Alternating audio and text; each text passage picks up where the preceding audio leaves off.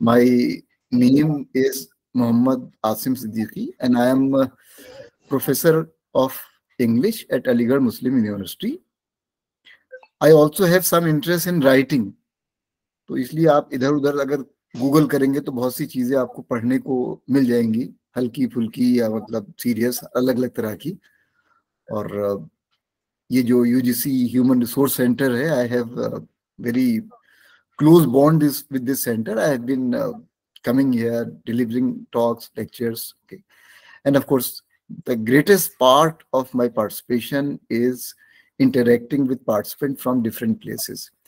Actually, I feel a bit sad that now this interaction is only digital. Otherwise, participants were coming to Aligarh, they were learning about the university, they are learning about the culture of a different place, and of course, making new friends, meeting each other. But I think now all refresher courses in all parts of the country or orientation courses, they have just gone online. So there is hardly any interaction as such. So I actually remember that time when there used to be that interaction. But anyway, in this limited opportunity that is given to us, we'll try to talk about something. I believe there are participants from different disciplines and different linguistic backgrounds. So what I usually do in a class of this nature, I constantly switch in Hindi and Urdu. I can speak English and Urdu and Hindi, all these three languages, fairly comfortably. So I keep switching in Hindi, Urdu, and English. And if there is a difficult word, say for example in Urdu, then I try to translate that in Hindi also. And of course, English is the primary medium. Is that fine with you? Yes, sir. Yes, sir. Fine, sir. Thank you, sir. Yes, sir. Yes, sir. Okay. So if you just see the topic which has been announced, and the topic talks about writing. And that is what I'm given to understand. The topic is writing. Writing. And if we think about writing, actually, it's a vast area.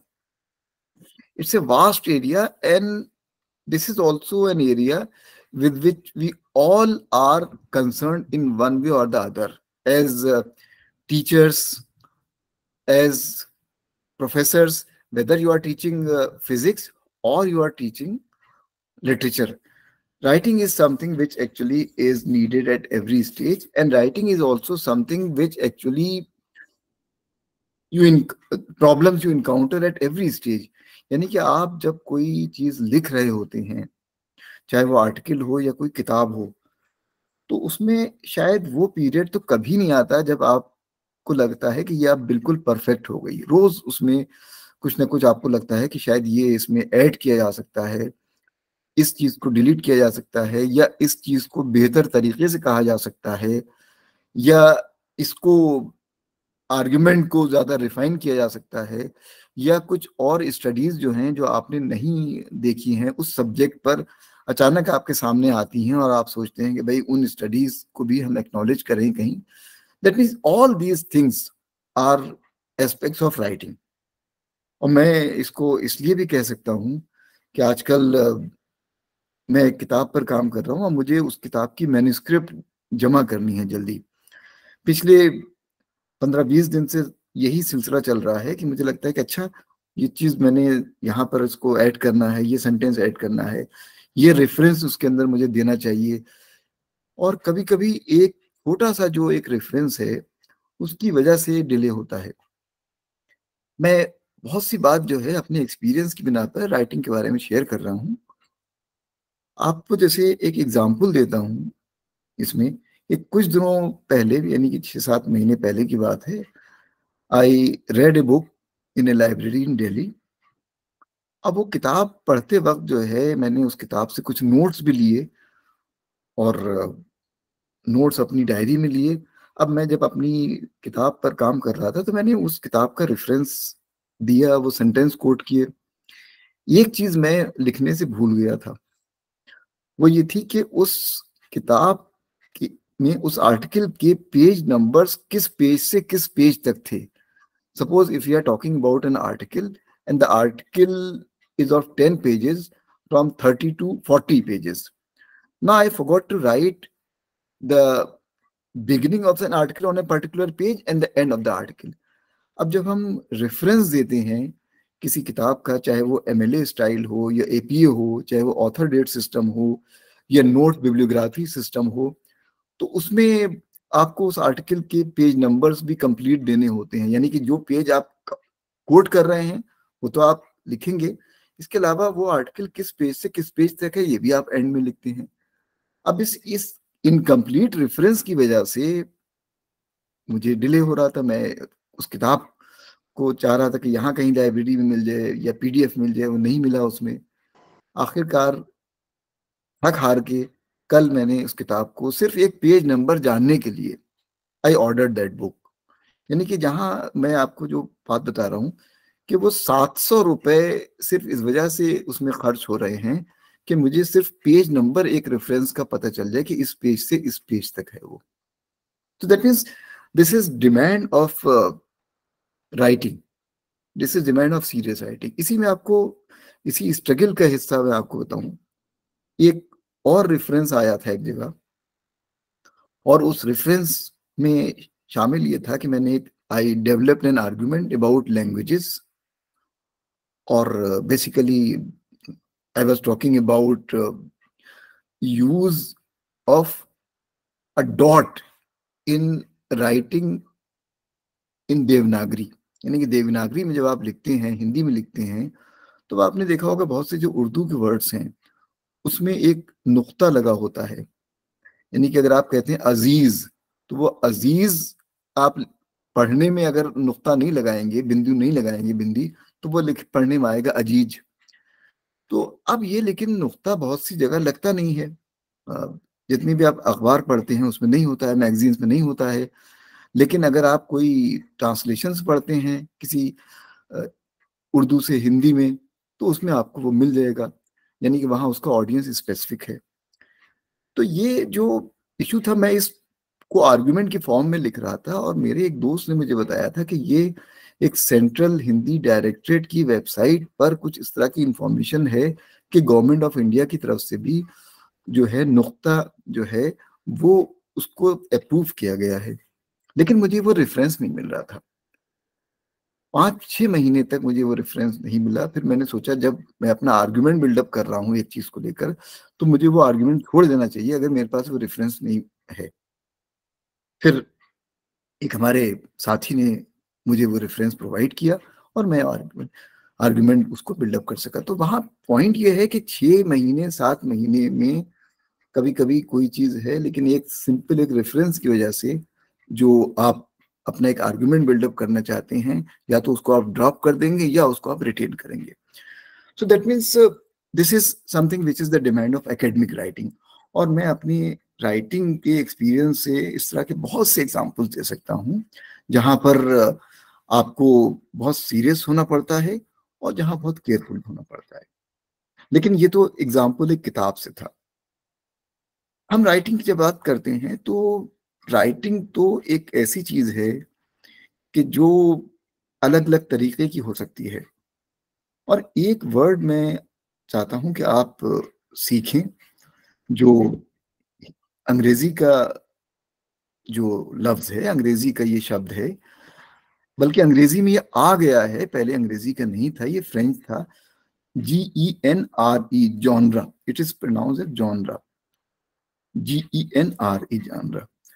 तो ये उर्दू में इसको आप कहेंगे सिन्फ, और हिंदी में भी ये वर्ड इस्तेमाल होता है कि कौन सी चीज, जैसे कि एक नॉवेल एक विधा है या एक पोएट्री एक फॉर्म है.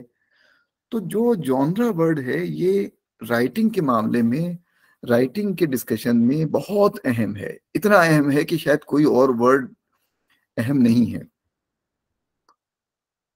और ये क्यों अहम है? क्योंकि जब हम राइटिंग को देखते हैं और उसको हम डिवाइड करते हैं, तो हम देखते हैं कि एक राइटिंग दूसरी राइटिंग से इतनी अलग हो सकती है, हालांकि दोनों में एक ही लैंग्वेज का इस्तेमाल हो रहा है. यानी कि उर्दू में अगर लिखा जा रहा है या हिंदी में लिखा जा रहा है या इंग्लिश में लिखा जा रहा है, इंग्लिश तो है लेकिन वो इंग्लिश एक पर्टिकुलर जॉनरा में इतनी मुख्तलिफ हो सकती है, इतनी एक दूसरे से विपरीत हो सकती है दूसरे जॉनरा से। तो जो राइटिंग के बारे में जो पहली चीज समझने की है वो ये है कि सारी जो राइटिंग है या जितने भी टेक्स्ट हैं या जितनी भी जो टेक्स्ट प्रोड्यूस होते हैं, मतन जो प्रोड्यूस होते हैं, वो basically they are based on genre. That means all text are of certain types, all texts are essentially genre based. अब इसको अगर हम ये देखें कि when we say that all texts are genre based, तब ये थोड़ी सी आसानी हो जाती है समझने में कि one particular genre of writing is very different from another form of genre. एक एग्जाम्पल लेते हैं। अगर हम अपने यहाँ पर ब्लैक बोर्ड नहीं है, मैं उसमें पावर पॉइंट नहीं यूज कर रहा हूँ, अगर मैं अपने हाथ इस तरह से करूं तो एक ये जो है लेफ्ट हैंड है, ये राइट हैंड है। तो लेफ्ट हैंड पर एक हम अगर एक बिंदु बनाते हैं और राइट हैंड पे एक बिंदु बनाते हैं, तो that means these are two very different points. One point is on one extreme and the other point is on another extreme. एक तरफ राइटिंग बिल्कुल वो हो सकती है जो प्योरली तथ्य के ऊपर आधारित हो, फैक्ट बेस्ड हो। That means writing which is purely fact based. And on the other extreme, there can be a writing which is purely feeling based, where one is talking about feelings, sentiments and that.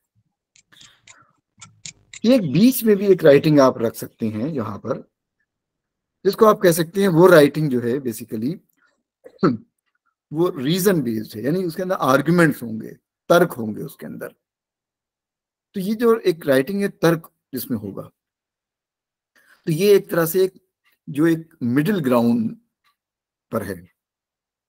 अब इसको जरा सा और समझते हैं। जो writing fact पे based होती है वो बेसिकली रिपोर्ट्स जो होती हैं, लिखी जाती हैं, reports basically fact based writing होती है। आप अगर अखबार उठाते हैं और अखबार के अंदर आप फ्रंट पेज देखते हैं तो उसके अंदर अक्सर रिपोर्ट्स होती हैं, किसी चीज पर रिपोर्ट। मान ली कोई एक्सीडेंट होता है उसके ऊपर रिपोर्ट है, मान ली कोई मीटिंग होती है उसके ऊपर कोई रिपोर्ट है, या कोई कैबिनेट रीशफल हुआ उसके ऊपर रिपोर्ट है कि these and these ministers were inducted, these were removed, these positions were changed। ये प्योरली फैक्ट बेस्ड है। अभी इसमें ओपिनियन ये नहीं आई कि भाई इनको इसलिए हटा दिया गया कि इनसे कोई खुश नहीं था, इनको हटा दिया, इनको टिकट इसलिए नहीं मिला क्योंकि इनके जीतने के चांसेस कम थे, क्या नहीं, ये ओपिनियन जैसे आती है। लेकिन पहली चीज है फैक्ट्स। तो जो फैक्ट बेस्ड राइटिंग है वो एक तरह से रिपोर्ट होती है, और ये बहुत समझना जरूरी है। जब कभी हमारे स्टूडेंट्स बहुत सी चीजें लिख कर लाते हैं, उनसे कहा जाता है कोई चीज आप लिख कर लाइए, तो उसके अंदर काफी वैल्यू जजमेंट आते हैं कि ऐसा ऐसा, और कभी कभी फैक्ट्स के बारे में लिखना बहुत मुश्किल होता है। लेकिन उसमें बस याद रखना जरूरी है कि फैक्ट्स क्या हैं और फैक्ट्स को कैसे आप पेश करें अपनी राइटिंग में, क्योंकि आपको बहुत सी चीज कहने की जरूरत नहीं है। फैक्ट्स अपने आप में एक नैरेटिव अख्तियार कर लेते हैं। Facts tell their own story. So that means writing is fact based एक तरफ।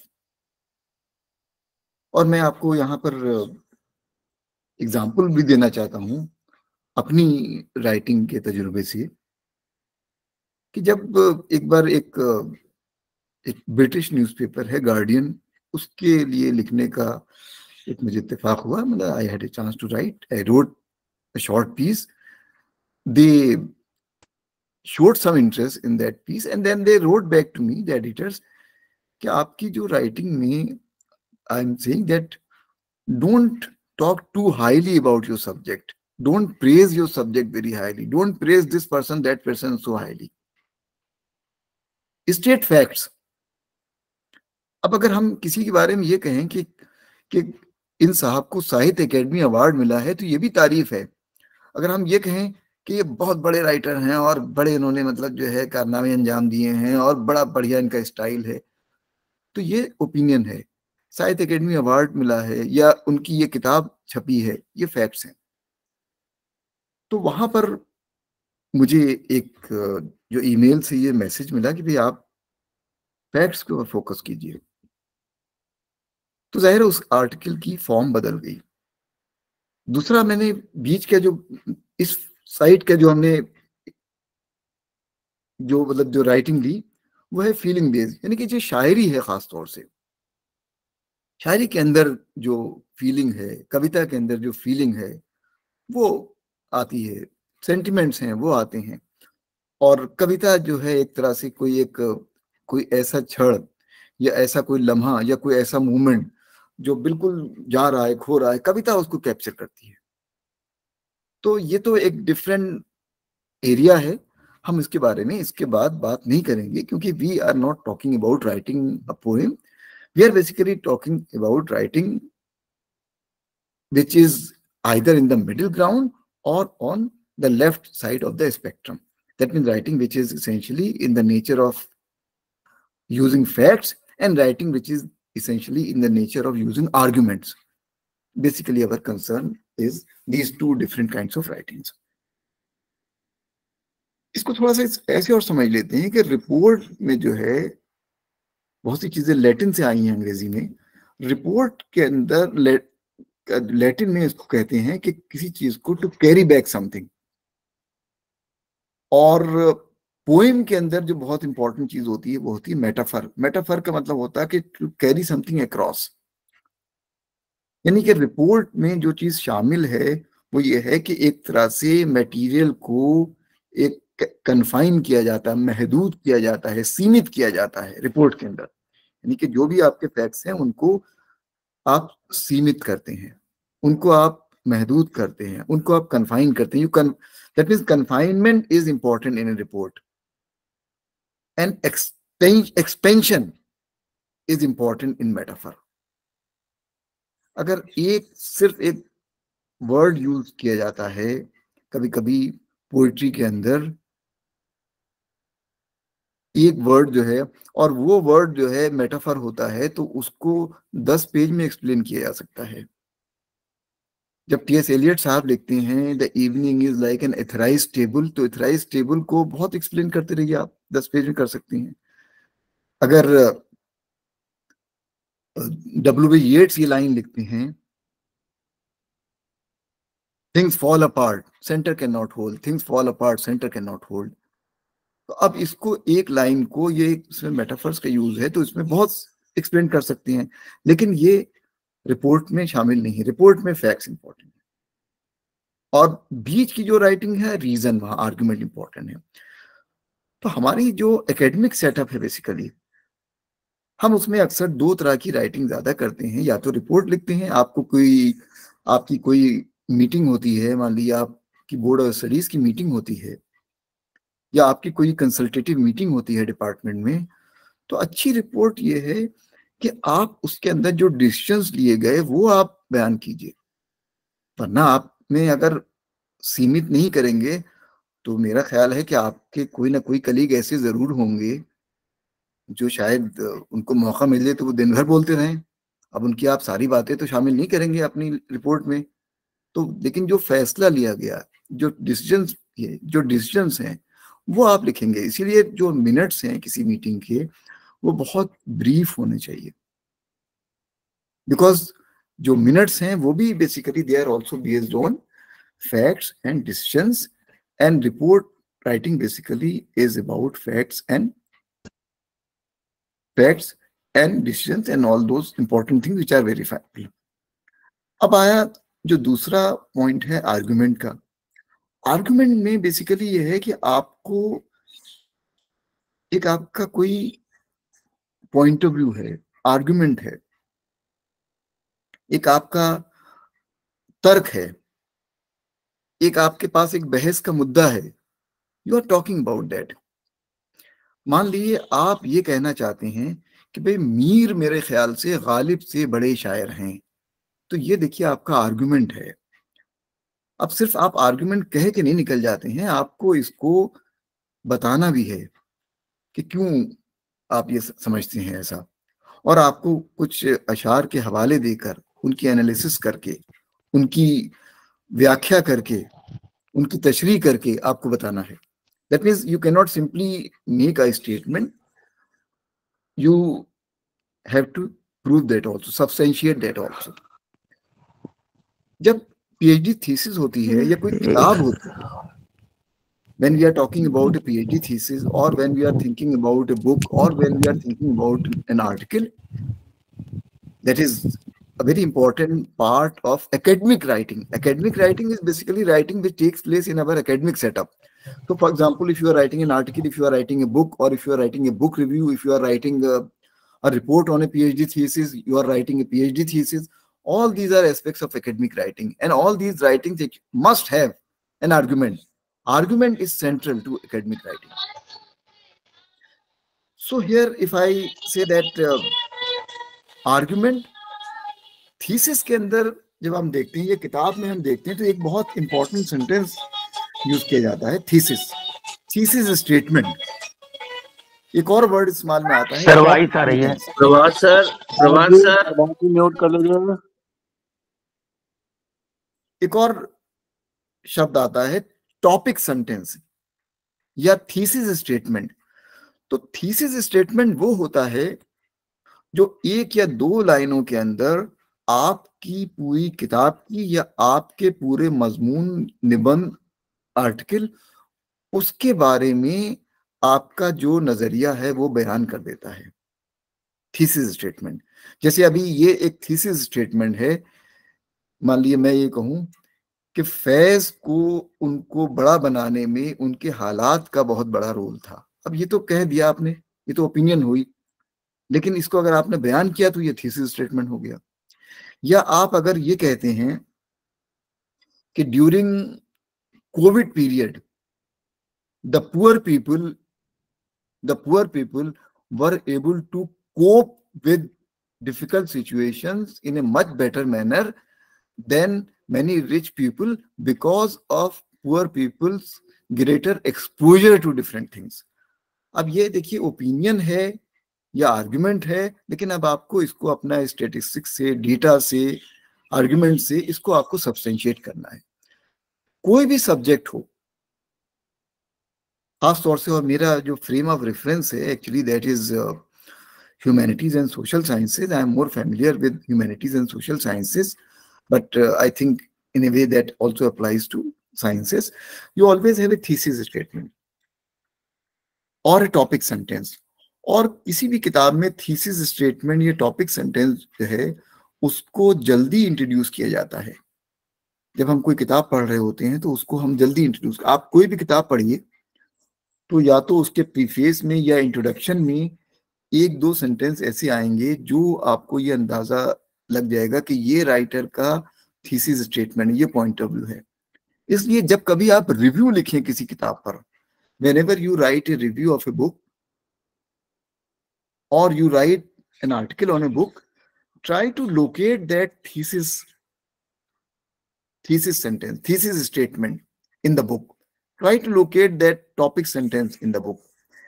Or if you are writing a PhD thesis, if you are writing a report on PhD thesis, try to look for that thesis statement, topic sentence in that PhD thesis.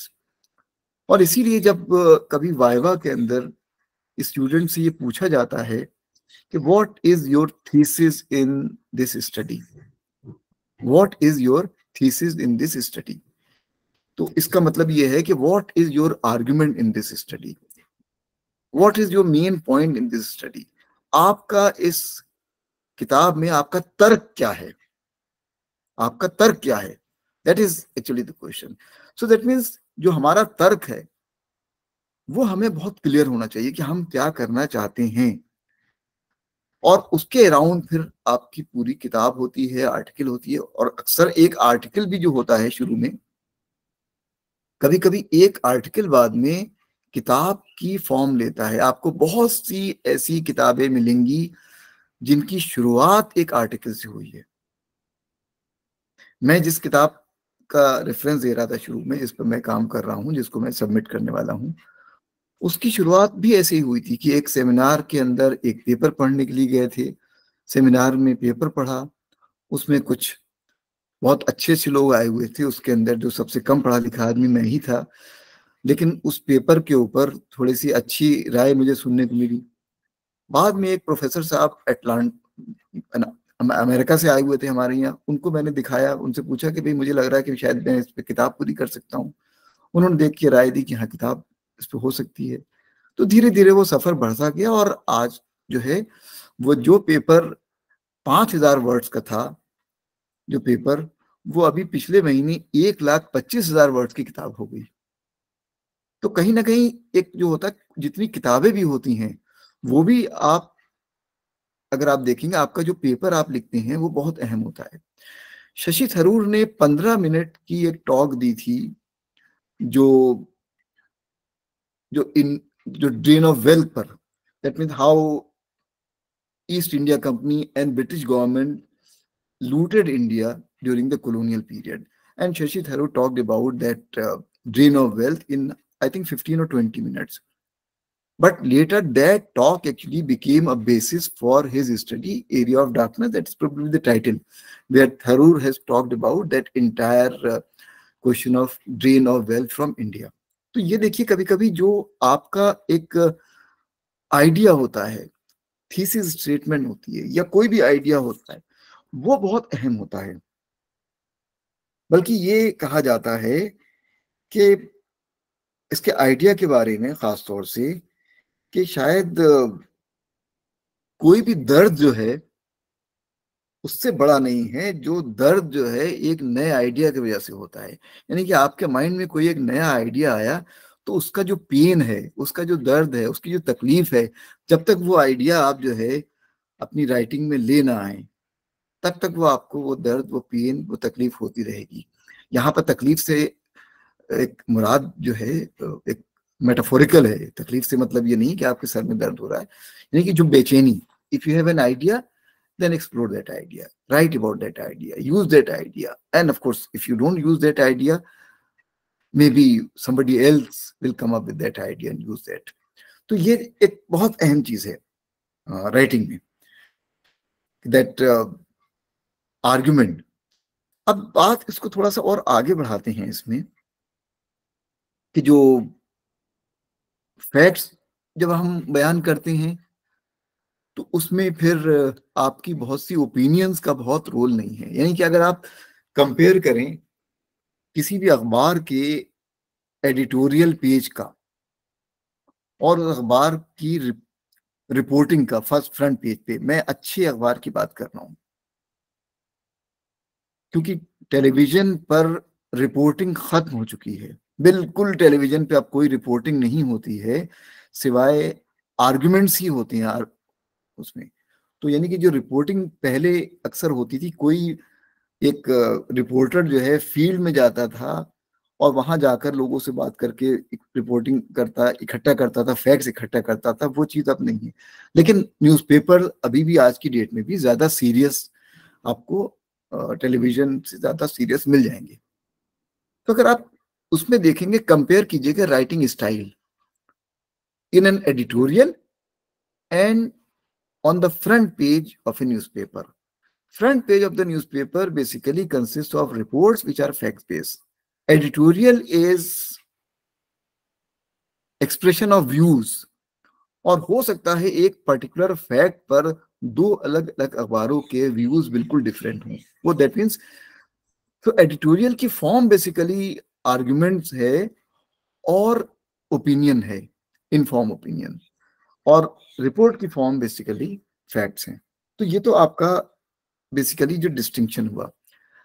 अब इसमें एक जो problem हम अक्सर encounter करते हैं, on an everyday basis we encounter this problem, sometimes we mix up these genres. आपसे कहा जाता है कि आप कोई एक रिपोर्ट लिखिए, और उस रिपोर्ट में और बहुत सी चीजें शामिल हो जाती हैं। रिपोर्ट में बहुत ज्यादा एडजेक्टिव्स का भी रोल नहीं है, जैसे आप एक सेंटेंस लिखते हैं कि in a very scintillating session the speakers talked about this that. Proper तरीका ये है कि आप ये एडजेक्टिव्स का कम से कम इस्तेमाल करें रिपोर्ट में, जहां जरूरत हो, वरना ये कि जो अच्छी चीज है वो एडजेक्टिव से डिस्टॉर्ट हो जाएगी। So report basically facts, arguments reason, poem feeling. अब एक और चीज थोड़ा सा जानने की जरूरत है कि राइटिंग जो है, यानी कि लिखना जो है, वो एक तरह की एक टेक्नोलॉजी है। टेक्नोलॉजी आप सीखते हैं, चाहे मोबाइल का यूज हो उसको आप सीखते हैं, कंप्यूटर का यूज हो उसको आप सीखते हैं। एक तरह की वो टेक्नोलॉजी है राइटिंग भी। और टेक्नोलॉजी थोड़ी सी ये सीखनी पड़ती है। और एक तरीका टेक्नोलॉजी सीखने का ये है कि कभी कभी एक ही से फैक्ट्स होते हैं अलग अलग लोगों के पास, लेकिन उन फैक्ट्स को या उस इंफॉर्मेशन को, उस मालूमात को कैसे एक अच्छा सा टेक्स्ट बना के पेश किया जा सकता है।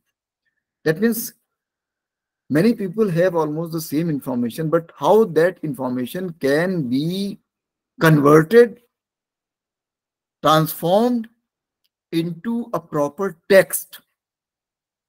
आप ये बात समझ रहे हैं? आप इसको ऐसे सोचिए, कभी आपने अगर बहुत से स्टूडेंट्स के ऐसे करेक्ट किए हैं, या किसी कंपटीशन के अंदर आपने किसी के ऐसे करेक्ट किए हैं। बहुत से कंपटीशन में अक्सर ऐसा होता है कि बहुत से कोचिंग इंस्टीट्यूट जो हैं वो स्टूडेंट्स को तैयार करते हैं ऐसे लिखने के लिए, पैराग्राफ लिखने के लिए, या कुछ लिखने के लिए। तो अक्सर बहुत से स्टूडेंट एक ही इंफॉर्मेशन उनके पास है, वो वही से कोचिंग इंस्टीट्यूट ने जो बहुत सी उनको किताबें जो उनको फराहम की हैं, the books that the coaching institutes have suggested और provided, basically those people are using, students are using those books or that information. So that means 90% of the student have access to the same information, they use the same information, but everybody does not use that information to produce a very good fact, to write a very good essay. That means for writing a good essay, it is not simply your access to facts, but rather your ability to transform those facts into proper text which matters. That means वही facts हैं, वही information है, लेकिन जो एक writing की technology है, आपने जो सीखा है कैसे हम उसको प्रेजेंट करते हैं। अब उसमें टेक्नोलॉजी में ये भी शामिल है कि आपकी जो राइटिंग है वो कितनी रीडेबल है, how readable is that writing. Technology also includes element of coherence in writing, whether your writing is coherent or not, whether ideas are connected to each other or not, whether there is a proper beginning, whether your beginning is able to capture the attention of the reader, whether you have followed proper vocabulary, whether you have used words properly, whether you have built up an argument properly. That means these are all aspects of technology.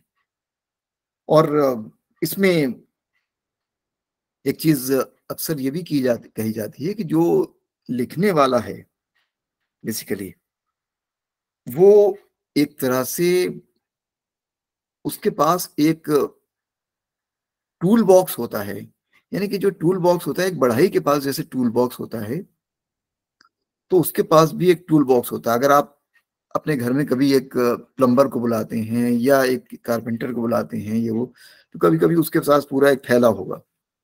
अब उसमें थैले में बहुत अलग अलग तरह की चीज होगी।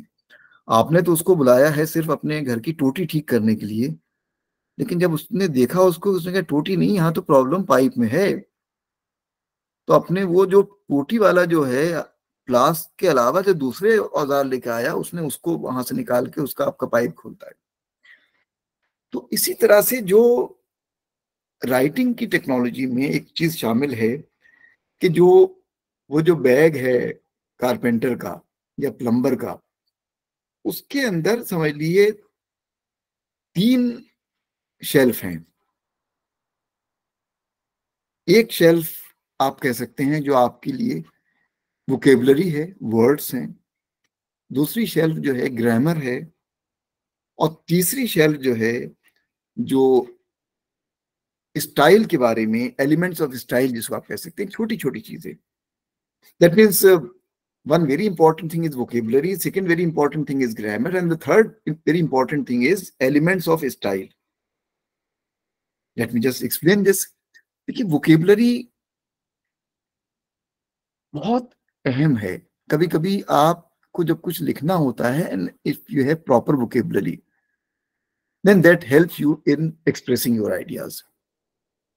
और vocabulary में जो चीज शामिल है, मैंने अक्सर देखा है कि कभी कभी वैसे बोलने में, and I am saying it on the basis of my observation, कभी कभी वैसे बोलने में, जैसे 2 लोग बात कर रहे हैं, इवन क्लास भी पढ़ा दे रहे हैं, तो शायद बहुत कम वोकेबलरी से भी काम चल जाता है। लेकिन जब किसी चीज पर आप कोई इन्फॉर्म डिस्कशन कर रहे हैं और किसी चीज पर आप लिख रहे हैं, there a very strong vocabulary, vast vocabulary has a very important role to play, very important role to play. और उसको कैसे बयान करूं, देखिए अभी मैं आपको एक एग्जांपल देता हूं। अभी शायद 2 दिन पहले इंडियन एक्सप्रेस में एक राइटअप था, पंकज उधास के बारे में वो राइटअप था, और उसमें राइटअप में पंकज उधास की जो सिंगिंग स्टाइल है उसके बारे में बात की गई थी। थोड़ा सा उसमें आर्गुमेंट उस आर्टिकल का ये था कि एक तरफ जो मेहंदी हसन या गुलाम अली की जो गजल सिंगिंग थी उसको बहुत सीरियस माना जाता है, उनकी आवाज में खास तरह की एक जो ग्रेविटा था, या जगजीत सिंह को रखा जाता है जहां पर उन्होंने थोड़ा सा गजल को सिंप्लीफाई किया था। पंकज उधास को उस तरह से नहीं देखा जाता था, लेकिन पंकज उधास की जो आवाज में एक सादगी थी।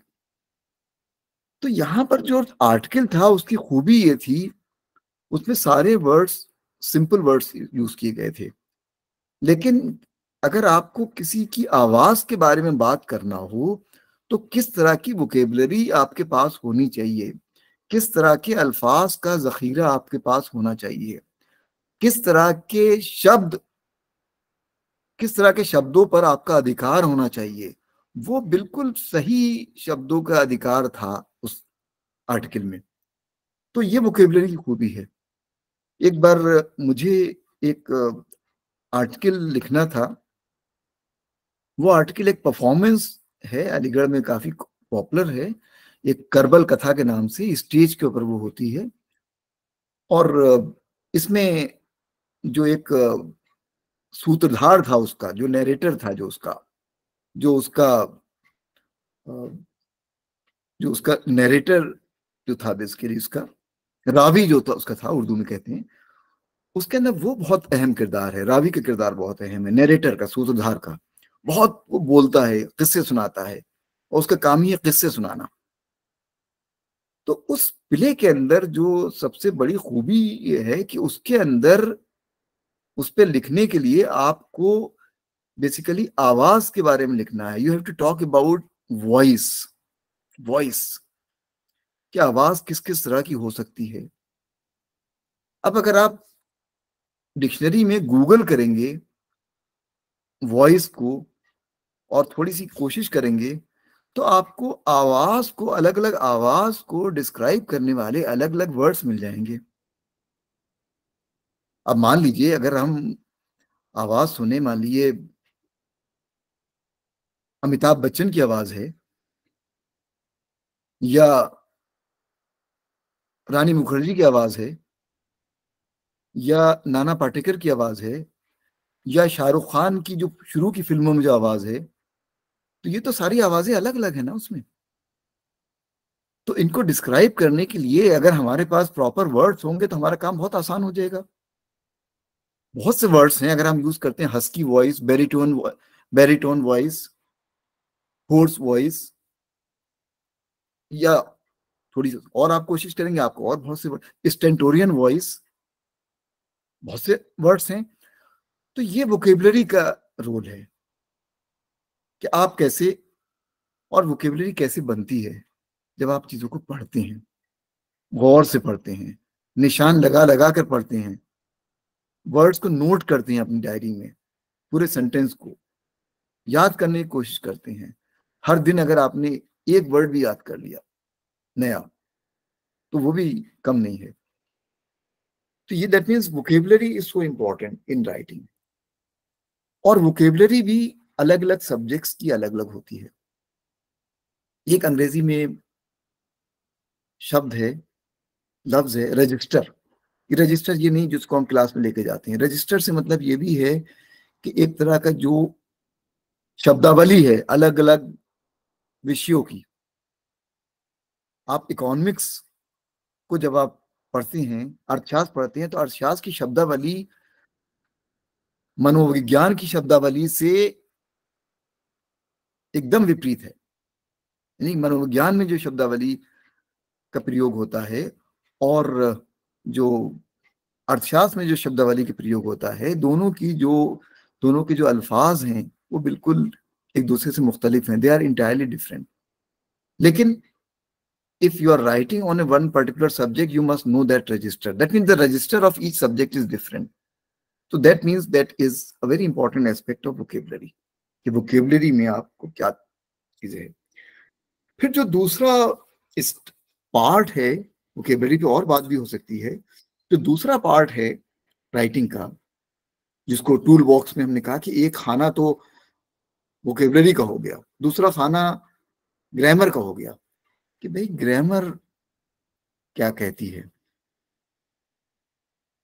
और ग्रामर जाहिर है आप सीखते हैं। स्कूल में कभी कभी ग्रामर सिखाई जाती है। You learn grammar in your school, but you also learn grammar consciously. You also learn grammar by reading things, by good things. That means you also internalise grammar, you also internalise rules of grammar.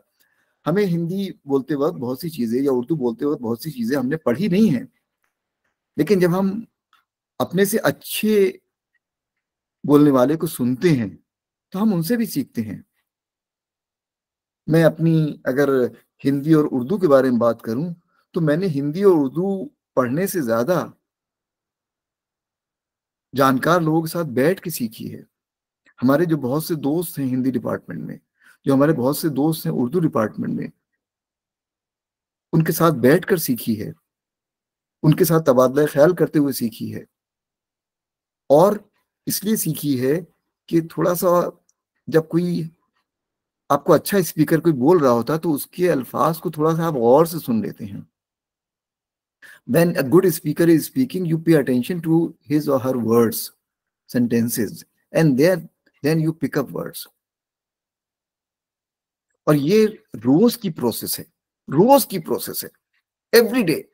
आज ही morning में ऐसा था कि एक Facebook post में देख रहा था,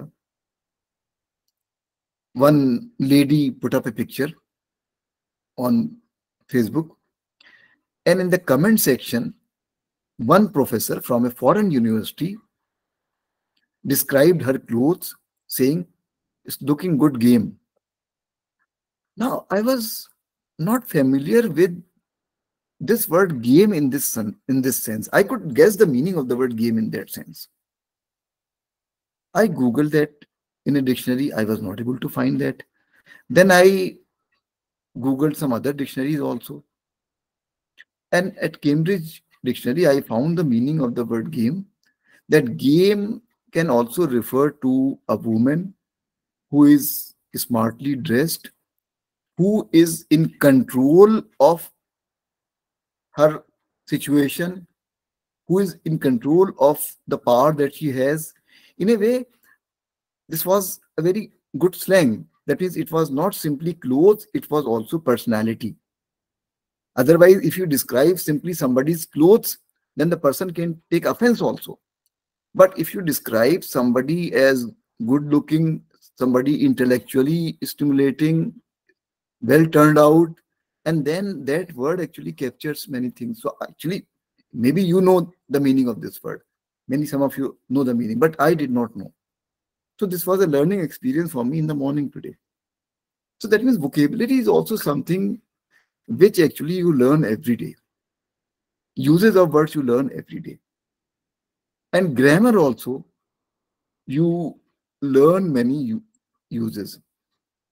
अब ग्रामर में देखिए दो तरह से कभी कभी आप यूज कर सकते हैं. एक तरफ तो जो ट्रेडिशनल जो ग्रामर है, जो वर्ड्स का इस्तेमाल होता है, सेंटेंसेस का इस्तेमाल होता है, और कभी कभी we try to, second language जिनकी होती है English, specially we don't have English as our first language, we have English as our second language. And in case of second language, sometimes we are less adventurous, we play safe. Even when we know an expression, even when we know a particular use of a word or structure, we are not as confident. But there the important thing is try to learn that structure which is not the usual structure, but which is the correct structure. And if you use that structure, then of course you can, your style will also gain some kind of flow. एक तो बिल्कुल जो grammar वाला structure है, जो grammar की किताबों में मिलेगा, न्यू लाइट इंग्लिश ग्रामर में, if he had not done this, I would not have done this, या he will have done this, and वो स्ट्रक्चर इस्तेमाल में कम आता है. तो कभी कभी जब लिखा हुआ होता है समझ में आ जाता है इसमें कि भाई यहाँ पे राइटिंग के अंदर फ्लो नहीं है उस तरह का. तो इसलिए अच्छी चीजें पढ़ने में जो आपको सीखने को मिलती हैं चीजें, दैट इज ग्रामर. और अगर if there is a choice between playing adventurous and playing safe, I will say play safe. और यहाँ पर मैं एक क्लू जरूर देना चाहूंगा, एक एडवाइस जरूर देना चाहूंगा. ग्रामर में कभी कभी ये होता है कि हमारे स्टूडेंट्स के बहुत लंबे सेंटेंसेस होते हैं, and it is not easy to control those long sentences. It is not easy to control those long sentences. Sometimes there may be a problem of subject and verb agreement in a long sentence. Sometimes there may be a particular verb missing in the sentence, and sometimes you may not be very sure what a clause refers to. So in that case, if there is a long sentence, control of a long sentence requires very good command of rules of, not exactly rules of grammar, but feel for language. If you have very good feel for language, then possibly you can control a long sentence. So if you are not very sure about controlling a long sentence, try to break that information into 2 or 3 short sentences. There is no harm in writing a short sentence as long as your grammar is fine. So this is one advice which I can give you. Of course, good style consists of both short and long sentences. If there are only short sentences in your writing, then your style becomes a bit different. If you have all long sentences, paragraph length long sentences, then your writing actually becomes very unwieldy. So both things are important, although important points are always made in short sentences. So that is the second aspect. And of course, the third important aspect of writing is elements of style. And elements of style actually includes lots of things. छोटी छोटी चीजें हैं, लेकिन वो छोटी छोटी चीजें ही इतनी ज्यादा हैं,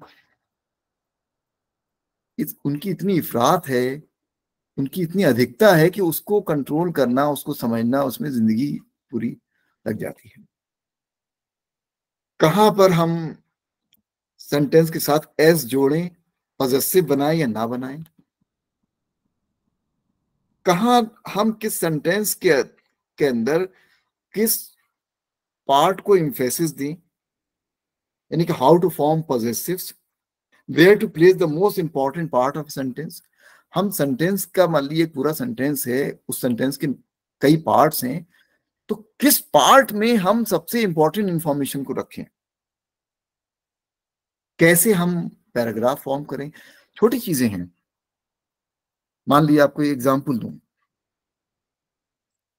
आप मान लीजिए ये कहते हैं कोई दो यहाँ पर राइटर हैं, मान लीजिए दो हमारे, हम अपने पार्टिसिपेंट्स के नाम ले ले रहे हैं इसमें, कमलेश कुमार जी हैं यहाँ पर मान लीजिए इसमें, और हाशिम रजा साहब हैं यहाँ पर। तो अब हम यहाँ पर लिखते हैं Kumar and Raja's idea is to talk about beauty of style. Kumar and Raja's idea is to talk about beauty of style. अब हम ये कहेंगे Kumar and Raja's idea is to talk about beauty of style, या हम ये कहेंगे Kumar's and Raja's idea is to talk about beauty of style. दोनों ने, मान लिए कुमार साहब ने भी कोई स्टाइल की खूबसूरती के बारे में अपने किसी मजमून में बात की है और रजा साहब ने भी की है।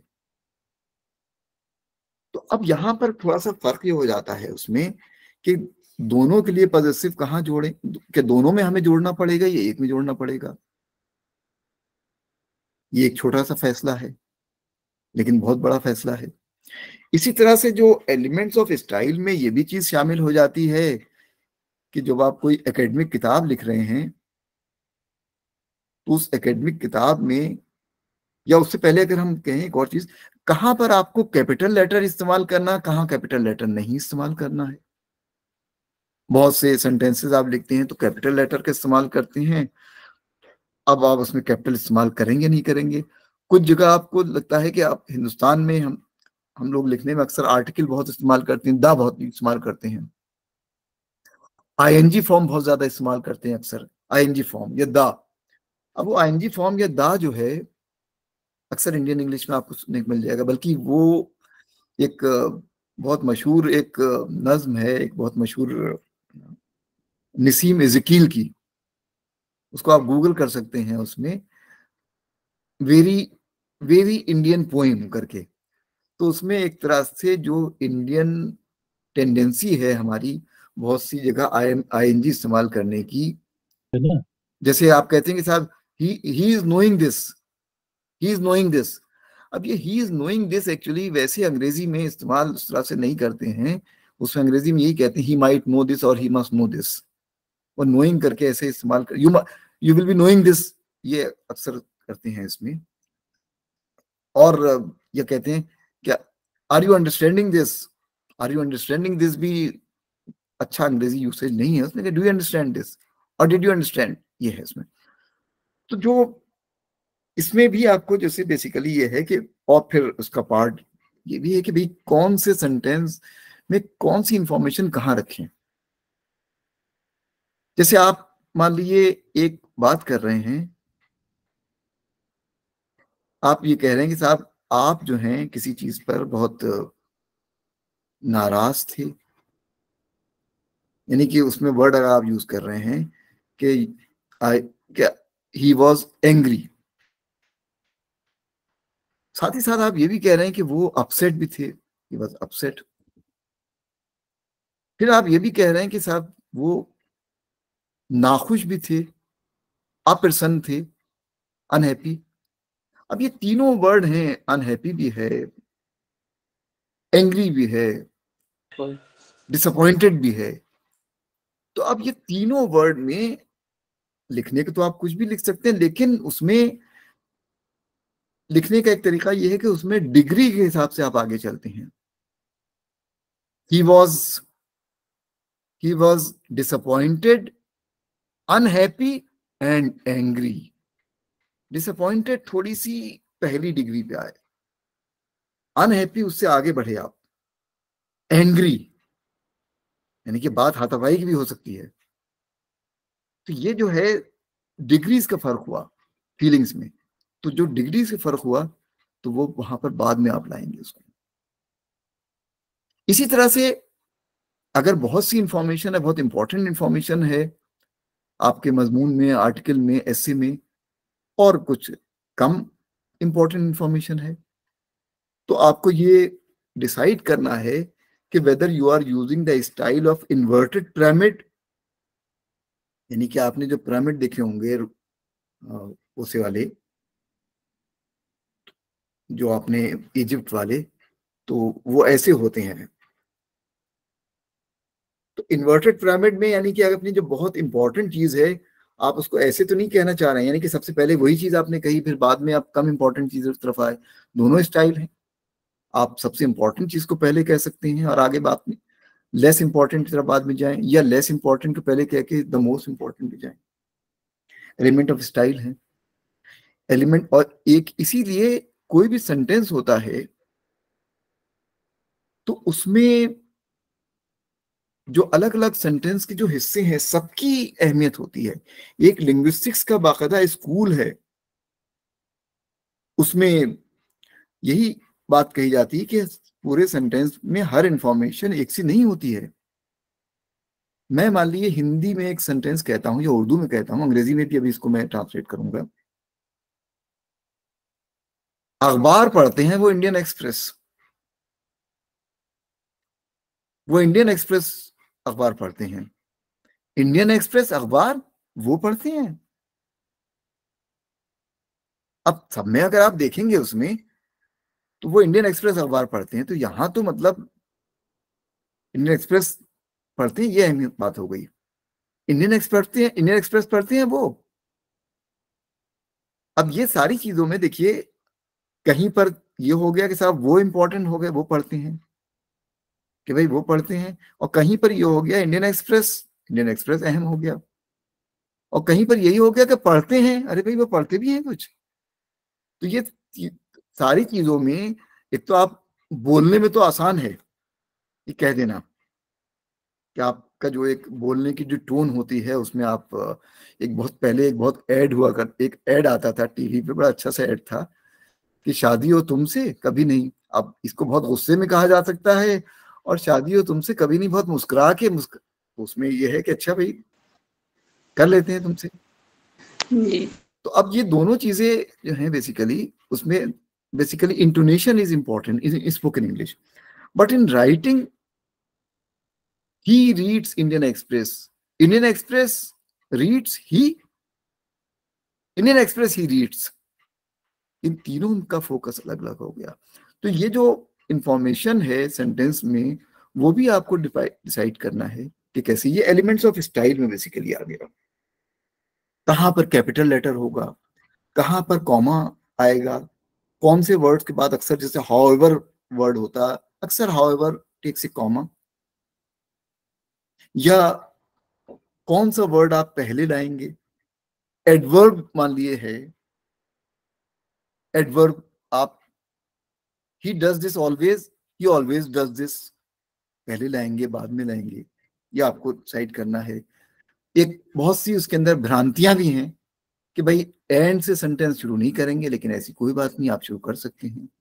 एक भ्रांति ये भी है कि प्रीपोजिशन जो है वो सेंटेंस के आखिर में ना आए, लेकिन शायद ये भी अपनी जगह बात सही नहीं है, प्रीपोजिशन आ सकता है। ये आपको कुछ वैसी जो ग्रामर किताबें हैं बहुत सी बताती हैं, लेकिन ऐसा नहीं है। तो that means here the key is reading good writers, good books, good literature, and also reading with lot of attention। तो जो ये जो बेसिकली जो आई टूल बॉक्स आपका है जिसमें वोकेबलरी शामिल है, और एक बहुत मशहूर एक किताब थी, हालांकि उसकी फाइंडिंग से तो मैं शायद उससे एग्री ना करूं आज की डेट में, उस वक्त हमें अपने स्टूडेंट पीरियड में बहुत अपील करती थी। टाइटल उसका ये था कि कुछ वोकेबलरी पर थी किताब, उसका कुछ ये था how to build your vocabulary और समथिंग। तो उसमें ये था कि जितनी वोकेबलरी आपकी है, जितनी आपकी वोकेबलरी है,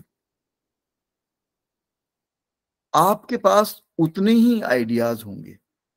बात कुछ हद तक सही है, बात कुछ हद तक सही है। जितने आपके पास वोकेबलरी होगी उतने ही आपके पास आइडियाज होंगे। उसमें एक और रिलेशनशिप भी थी कि जो बहुत स्ट्रॉन्ग वोकेबलरी से उन्होंने उसको प्रॉस्पेरिटी को भी जोड़ा था, अमीरी को भी। तो ये बात तो शायद सही नहीं है, वरना तो सारे जितने भी यूनिवर्सिटीज के प्रोफेसर हों सबसे ज्यादा अमीर टाटा बिरला तो वही हों, क्योंकि उनकी वोकेबलरी बहुत अच्छी होती है अक्सर लोगों की। तो ये बात तो शायद सही नहीं है, वो अमेरिकन लिखने वाले थे शायद, वहां पर होता हो। लेकिन ये बात जो है कि जितनी आपकी स्ट्रॉन्ग वोकेबलरी है उतने ही आपके पास आइडियाज होंगे। और ये भी मैं आपको बताऊं, ये तो मैंने सुबह सुबह उठते ही जो है वो गेम वर्ड मैंने सीखा था। फिर जिस बात अखबार आया, चाय के साथ अखबार पढ़ते हैं अक्सर, तो उसमें एक आर्टिकल पढ़ा इंडियन एक्सप्रेस। आज के वो उस वक्त क्योंकि आपकी क्लास के लिए जल्दी उठना पड़ा था तो अखबार नहीं आया था, तो वो अभी पिछली इंडियन एक्सप्रेस की मैगजीन में वो आर्टिकल आया था। मैं मैगजीन अक्सर उठा के रख लेता हूँ, जो हिंदू की या इंडियन एक्सप्रेस की, ताकि मैगजीन में बहुत सी ऐसी चीजें होती हैं जो आप बहुत मजे से पढ़ सकते हैं। तो खैर क्योंकि नहीं आया था, वो ऐसे दिनों के लिए होता है, आई स्टार्टेड रीडिंग दैट। तो उसमें एक आर्टिकल था बहुत अच्छा, वो था बेसिकली एग हार्वेस्टिंग पर, एग हार्वेस्टिंग। और बेसिकली उसमें आइडिया ये था कि many women in their 30s who are not ready for motherhood but they want to become mother also, so they seek one kind of medical intervention where the egg is harvested, put in a frozen state, and when they are ready to become mother, then it can be injected back, and of course then they can decide to be mother. I was not familiar with this idea, so I became familiar with this idea after learning to know this word, this phrase. And that article actually further uh, informed me about that thing. So here the basic thing is that if at my age I can possibly learn two very important things before starting my day, there is a lesson for everyone. That means we all learn. Thing is that we should pay attention to something, and we should explore that subject. We should think about that subject. Later you may not know, but maybe that idea can be used in your writing also. That idea can be used to enhance the quality of your paper also, anything. So that is possible.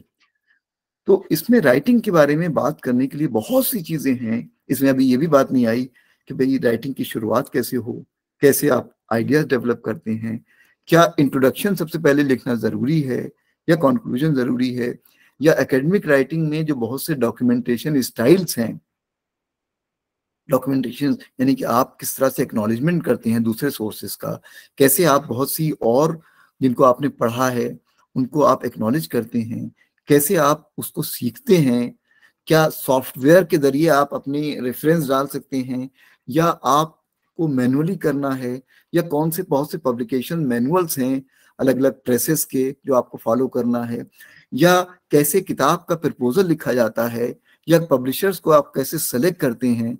ये तमाम बहुत सी चीजें हैं जिसके बारे में, हर चीज के बारे में एक एक घंटा बात की जा सकती है। लेकिन मेरा ख्याल है मैं अपनी बात यहाँ खत्म करता हूँ, और जो आपके कुछ प्रश्न होंगे, जो आपके सवालात होंगे, आपके जो क्वेश्चंस होंगे, क्वेरी होंगे, उसमें शायद फिर से कुछ डिस्कशन हम दोबारा शुरू करें। Thank you very much. Thank you sir. Thank you, sir. Thank you, sir. Thank you sir. Thank you, sir. Thank you, sir. Sir, I have a Thank you so question. much, sir. Thank you, sir. Thank you sir. Thank you, sir. धन्यवाद sir. Sir, Thank you, I have a thank you, question. Thank you, sir. That is, Thank you, sir. मेरा एक सवाल है sir. sir, Yes, please. I have a small family the style thing के is बारे that में while family constructing a style कैसे sentence, लिखा है? sir, Dr. Saha, your voice is not clear. Sir MLA sir, style am I के बारे audible में now? एक बार अपना फिर से चर्चा करें। Am I? Am I audible, sir? Yes, you are audible. Yes, yes, Okay, okay. yes, sir.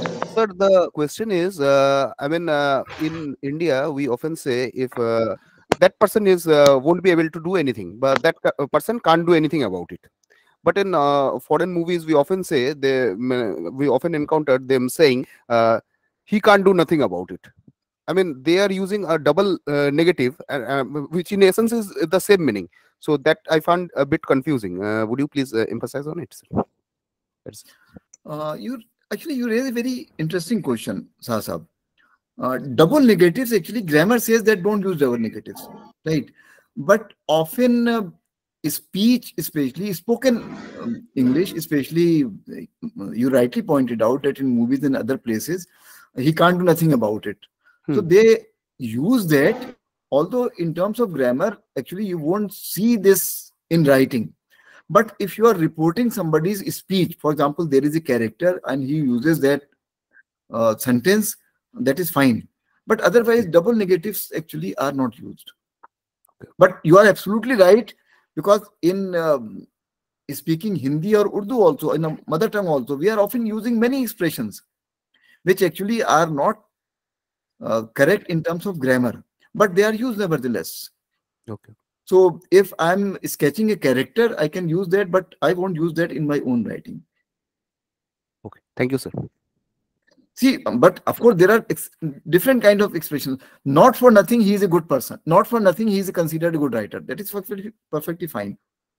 But you gave a very interesting example. Thank you, sir. Good morning, sir. Sir, I have a small query. Sir, when we talk about the code mixing, generally we see the modern writers using the code mixing. So how do you see the code mixing and code switching, especially in the writing?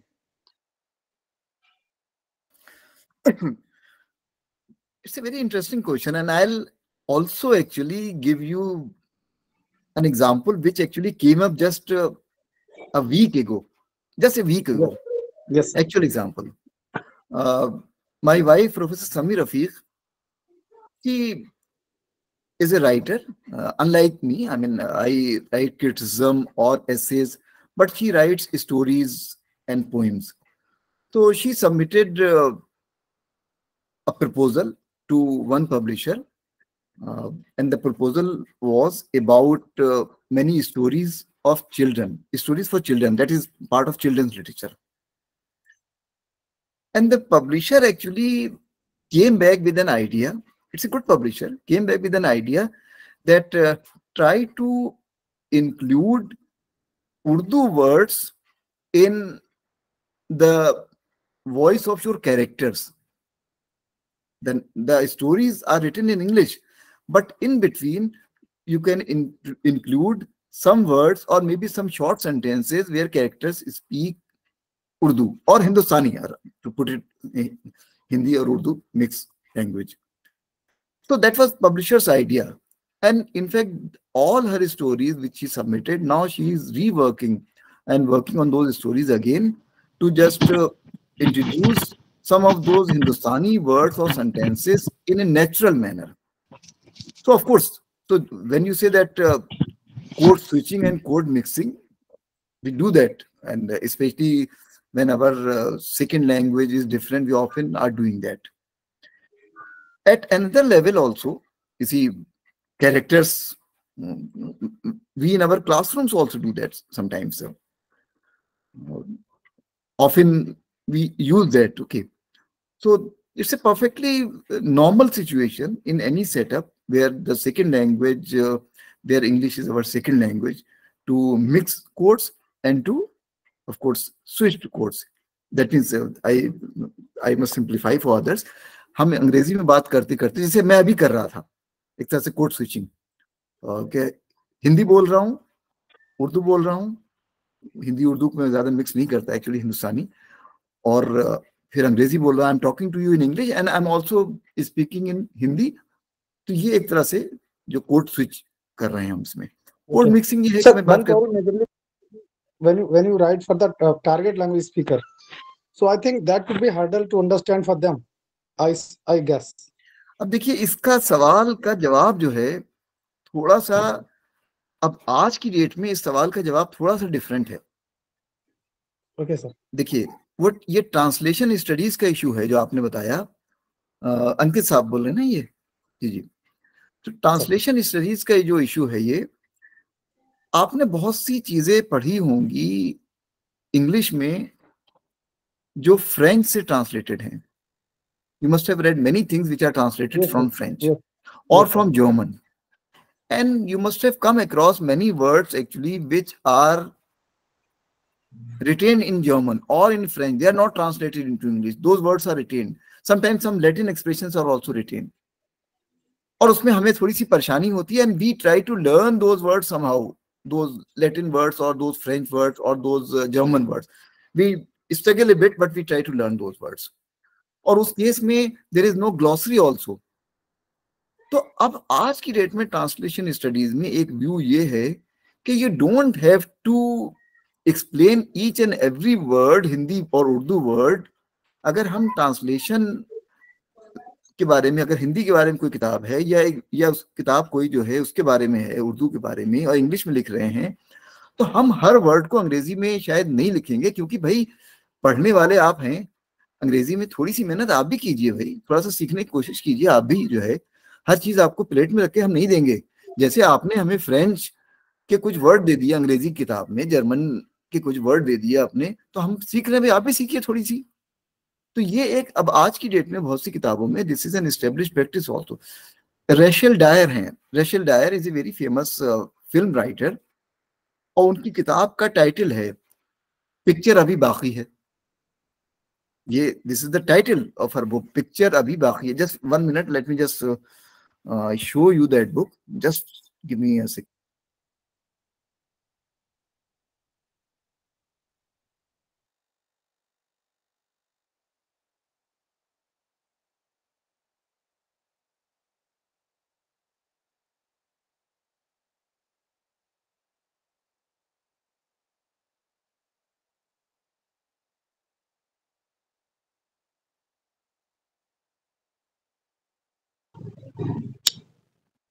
Sir आवाज नहीं आई।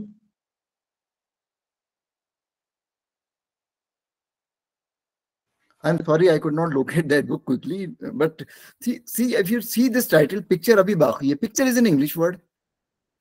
Abhi baki hai, that is Hindi word, and of course that is a line from a Shah Rukh Khan film. Picture abhi baki hai. But that is perfectly fine because she is writing a book on films and she has used this expression, and she is writing a book on Hindi films. Perfectly fine. Similarly, when I am writing a book, suppose on Hindi literature or Urdu literature, and if I am writing that in English, then possibly at some places I can use many of those words. So for example, and this was an issue before me, when I was writing this, I did translate some Urdu couplets in working English so that others can understand. But I did not translate each and every word. Difficult words, fine. So that means here the idea is that the reader also requires to do some work. जैसे आपको French के word सीखने के लिए, Latin के word सीखने के लिए आपने थोड़ी बहुत मेहनत की है अंग्रेजी के टेक्स्ट पढ़ते हुए भी, तो ये एक व्यू है कि हर चीज की ग्लॉसरी जो है नहीं हम आपको देंगे, हर चीज हम आपको प्लेट में सजा के नहीं देंगे। लेकिन ये एक्सेस भी नहीं होना चाहिए कि ये it hinders understanding. Good morning, sir. Namaste, sir. Sir, actually, my question is how we can select a publisher for our books and other articles. How you can select a publisher to publish our books and stories also. What is your subject, Sarita ji?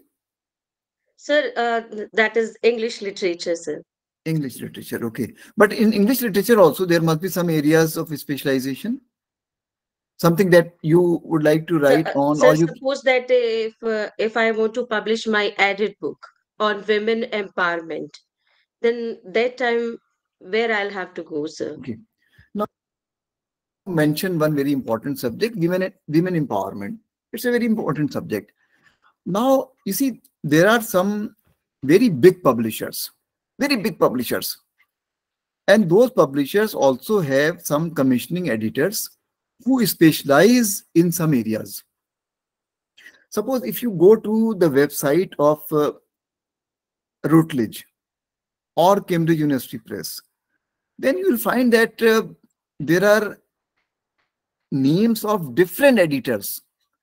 So Routledge gives you names of hundreds of editors, and you see their specialization also.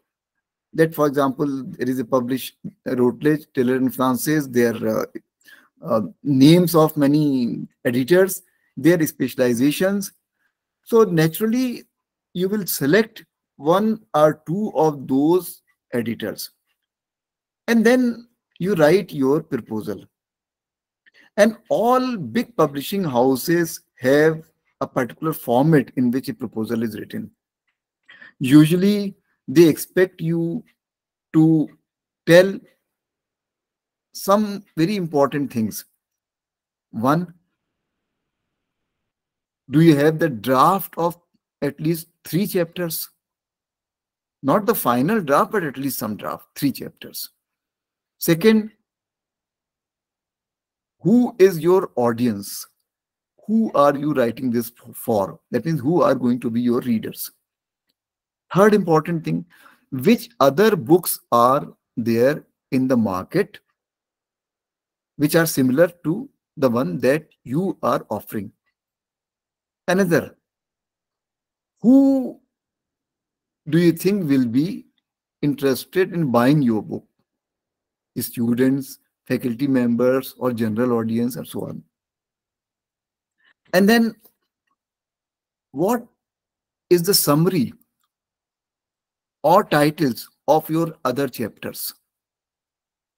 That means if you have 7 chapters, then a rough or summary of each of those 7 chapters, statement, titles, and when are you likely to deliver that book in complete form. And of course, publishers generally are generous in stretching the deadlines. They give you time. Once the deadline comes, they of course give you more time. Another thing, what exactly is the word length in terms of words? Usually academic books, 80,000, between 80,000 and 1 lakh words roughly. And then furthermore, there are aspects like this also, that when will you deliver that book? And of course, you also name some referees who can evaluate your proposal. Think about some referees also, some important people in the field. Publishers, of course, can send your proposal to the referee that you mentioned, but they also send their proposals to many other experts also in the field. And so, I'm talking about good publication houses. I'm not talking about those publication houses who are stationed in Daryaganj, Delhi. They will publish anything that you give, or publishers in your own. Where are you from, Sarita ji? So basically, I'm from Muzaffarnagar, but right now I'm posted in Firozabad. हाँ, तो ठीक है, मुजफ्फरनगर या मेरठ, उसमें भी बहुत से publishers हैं. वो शायद आप कुछ भी देंगे वो पब्लिश कर देंगे. मैं उनकी बात नहीं कर रहा हूँ. Talking about good publishers. तो एक तो ये चीज है ना, ये चीज. मैं आपको बल्कि एक एग्जांपल दूं. पहले जिस वक्त हमारे टीचर्स लिखते थे, बहुत अच्छी चीजें, उस वक्त इतने पब्लिशर्स थे नहीं. एक हमारे टीचर थे प्रोफेसर जहूर उस्मानी, बहुत ही पढ़े लिखे शेक्सपियर स्कॉलर थे. जस्ट 1 मिनट इस बैटरी में लगा देता हूँ, 1 second, just wait.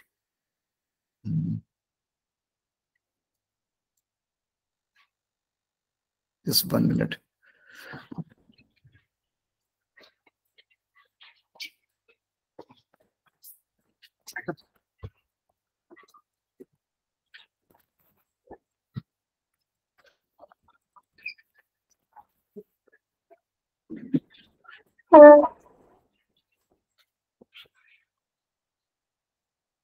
Yeah, I'm sorry.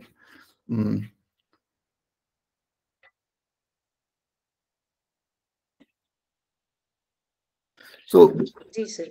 जो तो उन्होंने शेक्सपियर पे किताब छपवाई थी मेरठ से, आपके नजदीक है मेरठ, मुजफ्फरनगर से.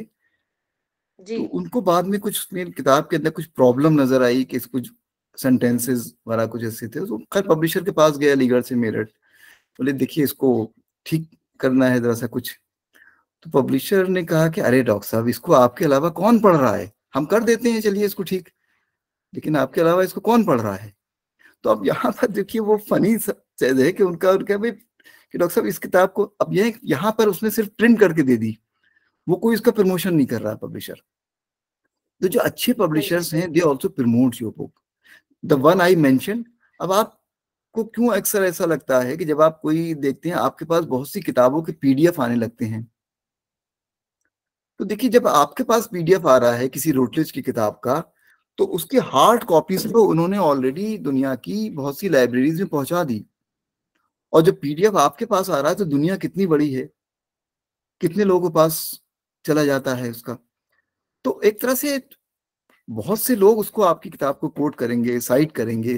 तो ये जो चीज है that is so important in your book. तो अब लेकिन आपने क्योंकि यू मेंशन वीमेन एम्पावरमेंट, तो इंडिया में भी there are some very good publishers who actually specialise in this area. जैसे अभी मेरी मुलाकात हुई थी एक दिल्ली के अंदर, एक पूरा शाहजहानाबाद पे एक पूरा फेस्टिवल था, और दिल्ली का पुराना नाम है ये। तो उसमें मेरे साथ में पैनल में थी उर्वशी बुटालिया।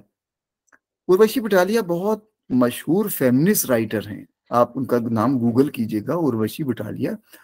और उन्होंने 2 पब्लिशिंग हाउसेस स्टैब्लिश किए हैं, एक तो जुबान है और एक काली फॉर वीमेन है। जुबान और एक काली फॉर वीमेन। अब देखिए काली फॉर वीमेन बहुत स्टैब्लिश पब्लिशिंग हाउस है जो वीमेन रिलेटेड किताबें छापता है। इसी तरह से जो ये है, बल्कि उसमें मैं कुछ बात कर रहा था तो मेमोयर्स की पार्टीशन के वक्त के कुछ लिखे हुए कुछ वीमेन्स के, तो उन्होंने एक मेमोयर का नाम बताया, बोले इसको हमने छापा, इसको आप पढ़िएगा।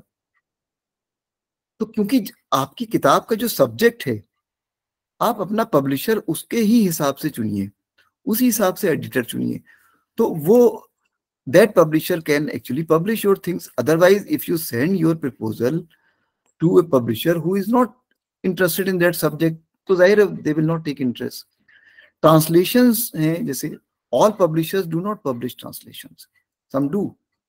So it all depends on your subject certainly. And of course your proposal must be very well written. Those 3 chapters must be very well written. लेकिन कुछ जगह ये भी इस सवाल का जवाब ऐसे भी दिया जाता है, ओरियन ब्लैकसॉन है वेरी गुड पब्लिशर, वो अपने सवाल में उनका यही कि भाई आपकी किताब इस वक्त किस स्टेज में है। हो सकता है कि सिर्फ आइडिया की स्टेज है, कोई चैप्टर्स नहीं है, तो वो फिर accordingly they will take a call. Thank you sir, thank you so sir much. एक मेरा सवाल था सर, मैं रवि समाती। मेरा एक सवाल सर था, कैसे होगी हमारे कैसे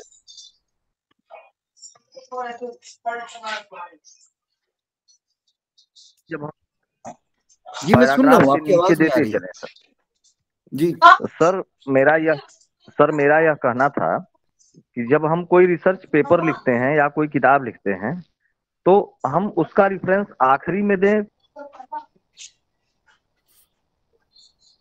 जी मैं आपका सवाल समझ गया।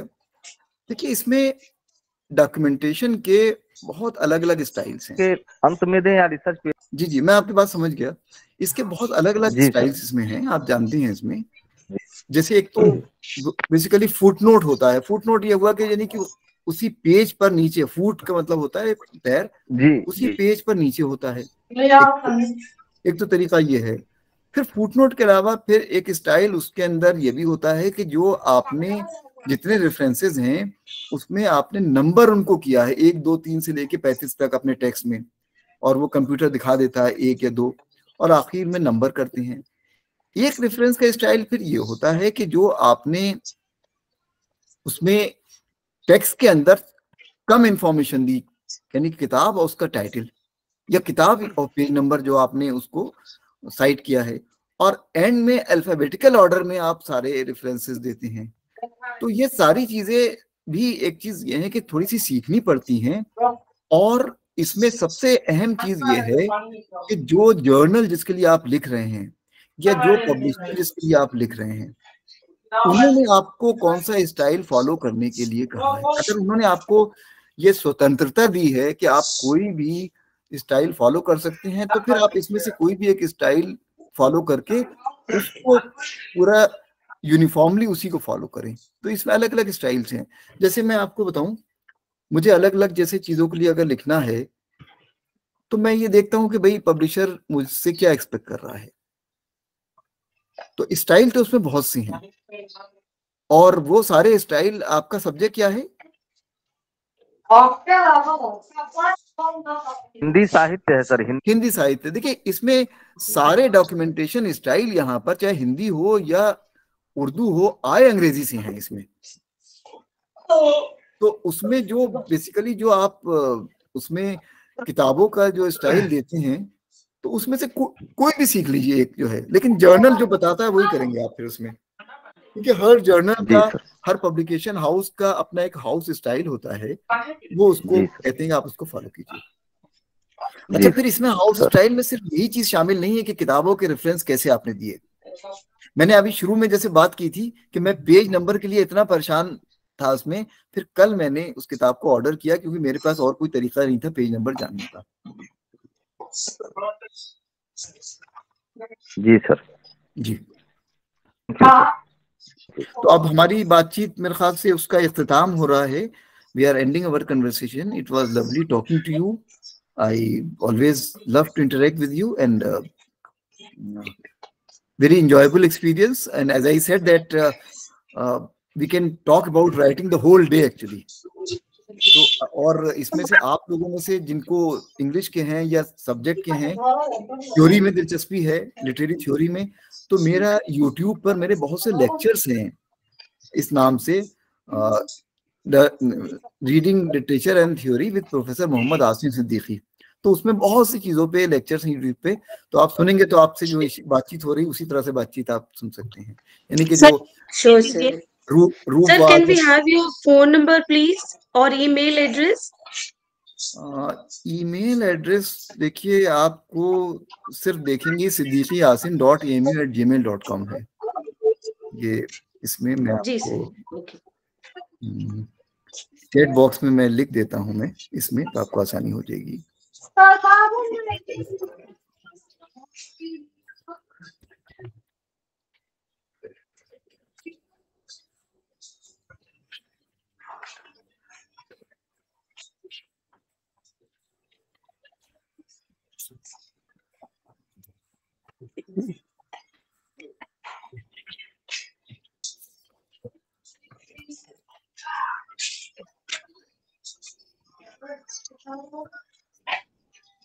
I have written this in the chat box, so that email ID, right? Thank you sir, thank you sir. And if you write to me, please do write, do give reference to this talk so that I'll be able to place you. और कभी अलीगढ़ आइए department में तो बहुत अच्छा लगेगा कभी भी इसमें। तो thank you very much. Thank you so much sir. Thank you sir. Thank you sir. Thank you, sir. Thank you so much. Thank you so much. Thank you so much. Thank you sir. Thank you sir. Thank you sir. Thank you sir. Thank you very much sir. Thank you sir. Thank you. Thank you sir. Thank you.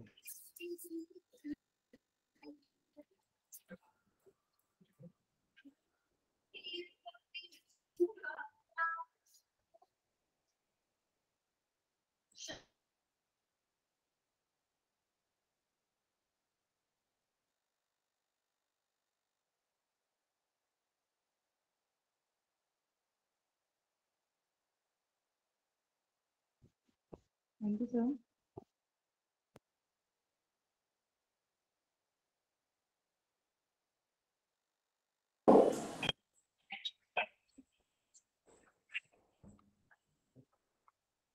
किसी को जानकारी है क्या कि video दोबारा upload करना है क्या?